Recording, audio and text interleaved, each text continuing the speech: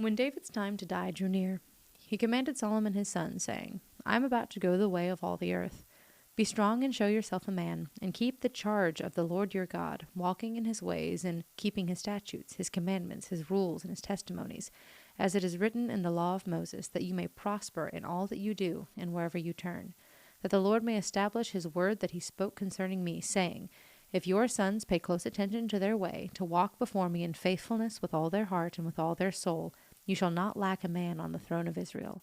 Moreover, you also know what Joab the son of Zeruiah did to me, how he dealt with the two commanders of the armies of Israel, Abner the son of Ner and Amasa the son of Jether, whom he killed, avenging in time of peace for blood that had been shed in war, and putting the blood of war on the belt around his waist and the sandals on his feet.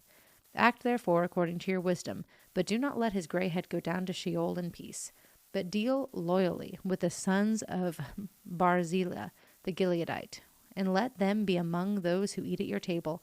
For with such loyalty they met me when I fled from Absalom your brother.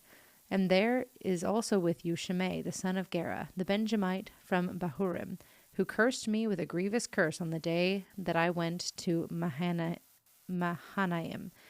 And when he came down to meet me at the Jordan, I swore to him by the Lord, saying, I will not put you to death with the sword.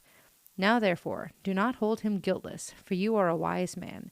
You will know what you ought to do to him, and you shall bring his gray head down with blood to Sheol.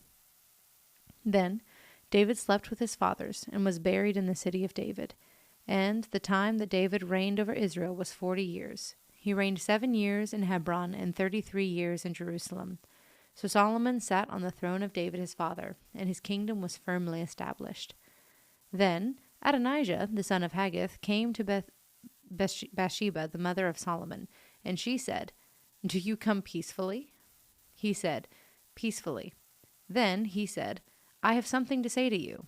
She said, Speak. And he said, You know that the kingdom was mine, and that all Israel fully expected me to reign. However, the kingdom has turned about and become my brother's, for it was his from the Lord. And now I have one request to make of you. Do not refuse me. She said to him, Speak. And he said, Please ask King Solomon, he will not refuse you, to give me Abishag, the Shunammite, as my wife. Bathsheba said, Very well, I will speak for you to the king. So Bathsheba went to King Solomon to speak to him on behalf of Adonijah. And the king rose to meet her and bowed down to her. Then he sat on his throne and had a seat brought for the king's mother, and she sat on his right. Then she said, I have one small request to make of you. Do not refuse me. And the king said to her, Make your request, my mother, for I will not refuse you.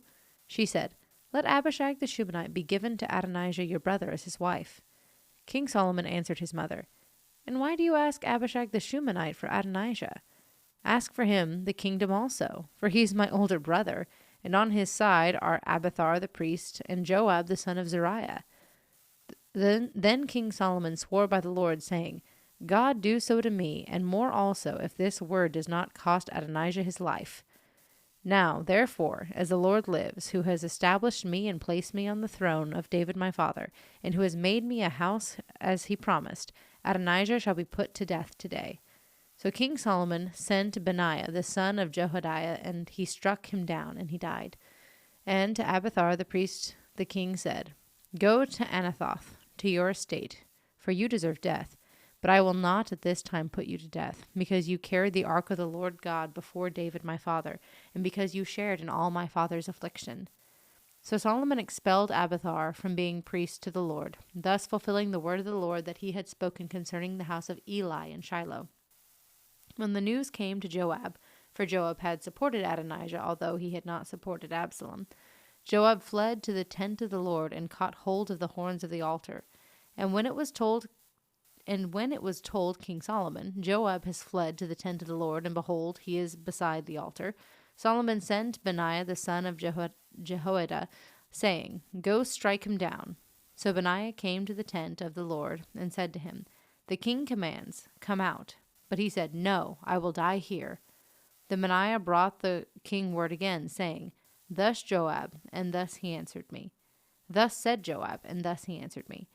The king replied to him, Do as he has said, strike him down and bury him, and thus take away from me and from my father's house the guilt for the blood that Joab shed without cause.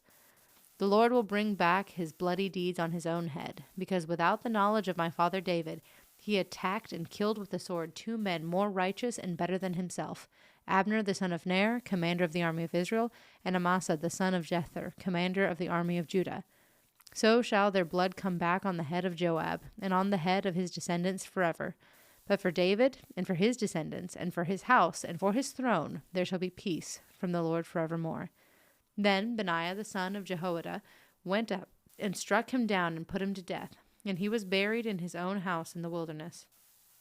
The king put Benaiah the son of Jehoiada over the army in place of Joab, and the king put Zadok the priest in the place of Abiathar.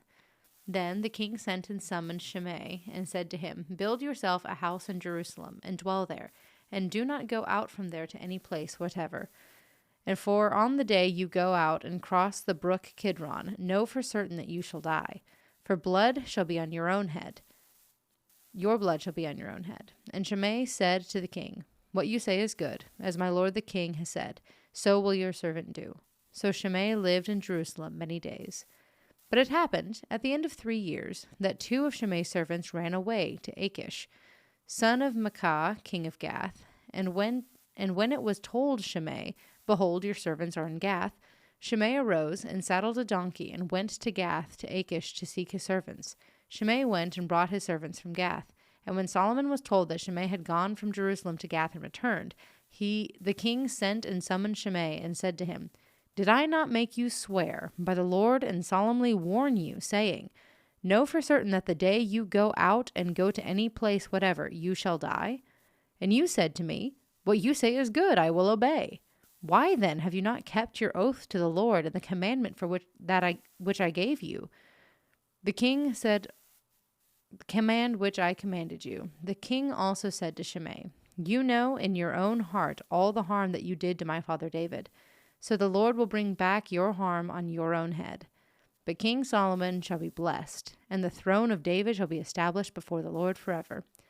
Then the king commanded Benaiah the son of Jehoiada, and he went out and struck him down, and he died. So the kingdom was established in the hand of Solomon.